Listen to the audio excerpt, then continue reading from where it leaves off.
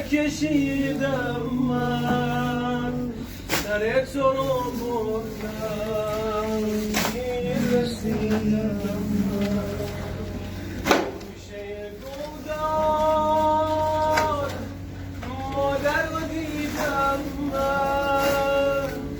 رفته بودم میرسیدم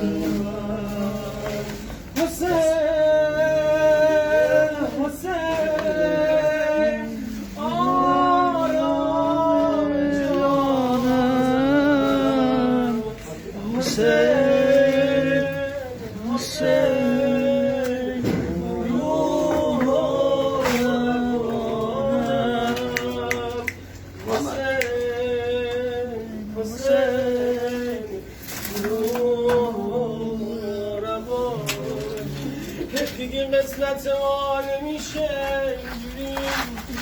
تو حرم آقا باشیم نزدیک قتل گل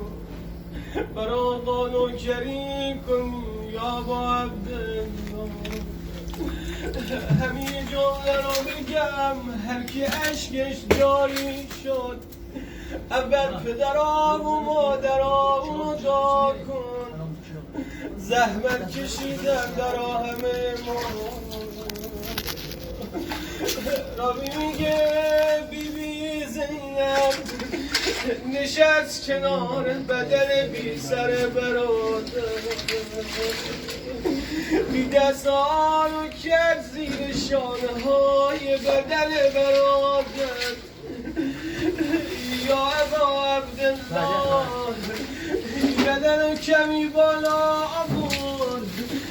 این لبها رو گذاشت بر رگهای بریده